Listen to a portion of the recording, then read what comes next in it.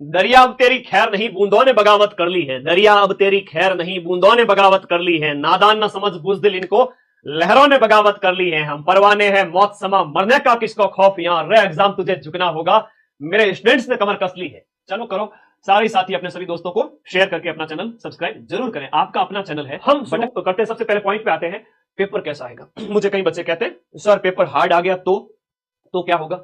मैंने कहा तो कुछ भी नहीं होगा, अगर आपने फॉर्म भरा है तो आपको यह पता होना चाहिए कि इसमें लिखा हुआ है कि 10वीं स्तर, क्या लिखा हुआ है, थोड़ा है ना, आधी लड़ाइयां इतिहास के अंदर 90% लड़ाइयां इसलिए हारी गई क्योंकि लोगों में हिम्मत ही नहीं रही थी। तो सबसे पहले अपनी पर्सनैलिटी के अंदर यह चीज लेके आओ कि आपको डरना नहीं है, ठीक है। पेपर का स्तर की अगर हम बात करें तो पेपर है बेचारा 10वीं स्तर का।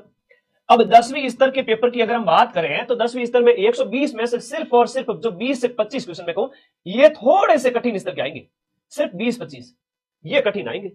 बाकी वाले पेपर के अंदर बात करें तो 50 से 60 क्वेश्चन सरल होंगे, देखते ही उड़ा दोगे आप। 60 क्वेश्चन तो इतने सरल आएंगे कि आप देखते ही पहले राउंड उड़ा दोगे, और बचे हुए जो 40 प्रश्न है उसमें से भी आप 30 प्रश्न कर लोगे, है ना। बचे हुए 40 में से भी आप 30 प्रश्न कर लोगे, मुझे पूरा भरोसा है 100 में से आप इतना कर लोगे। उसके बाद असली खेल जो सिलेक्शन वाला है वो यहां से शुरू होगा। इन 20 प्रश्नों के अंदर रिस्क उतनी ही लेनी है जितने में अपना सिलेक्शन हो जाए। कट ऑफ की बात करते हैं, अब इसमें भी लखनऊ के लाडे डरेंगे, गुरुजी 54,000 पोस्ट है, वो तो दिखता नहीं है। कट ऑफ दो चीजें निर्धारित करेगी, कट ऑफ के अंदर आपके सीटों की संख्या आपके 54,000 प्लस है, 54,000 प्लस इसमें 1/3 यहां पर नेगेटिव मार्किंग भी है, ज्यादा नेगेटिव में अपने को फंसना नहीं है। लिमिटेड प्रश्न चाहिए, आपके जनरल ओबीसी वाले बच्चे हैं तो 100 प्रश्न, 105 प्रश्न, 110 प्रश्न करके, उसमें से भी अगर मैं बात करूं इन बच्चों ने बहुत समझदारी अगर दिखाई तो देखो किसी बच्चे ने ओबीसी जनरल इन बच्चों की बात करो 65, 67, 70 मान लो ज्यादा से ज्यादा, 130 प्लस लाने वाला रेस में होगा, आराम से रेस में होगा जनरल ओबीसी वाला। अब एससी एसटी है, ओबीसी ईडब्ल्यूएस वगैरह है, इनकी थोड़ी और कम चली जाएगी। तो ध्यान रखना, मेरे बात को ध्यान रखना, 130 नंबर लाने के लिए आपका काट पीट करके 80 प्लस क्वेश्चन राइट होने चाहिए। काट पीट करके का मतलब यह हुआ कि आपने अगर 100 प्रश्न अटेम्प्ट किए, 105 अटेम्प्ट किए, 15 छोड़ दिए, इसमें से मान लो आपके 90 राइट हो गए, है ना, 90 राइट हो गए, 105 में से 15 गलत हो गए, 90 राइट हो गए। ऐसे अगर हम बात करें तो 90 राइट हो गए तो जो 90 का तो स्कोर 140 प्लस जाता है।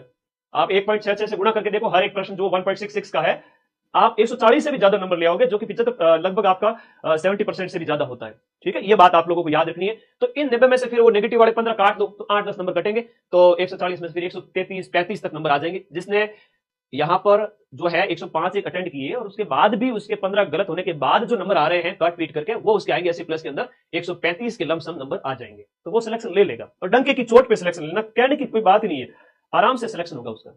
मैं फिर से कह रहा हूं, इतनी बड़ी संख्या में सीटें हैं और अदर स्टेट वाले सिर्फ जनरल कैटेगरी से फाइट कर रहे हैं, तो आप जनरल वालों को थोड़ी सी मेहनत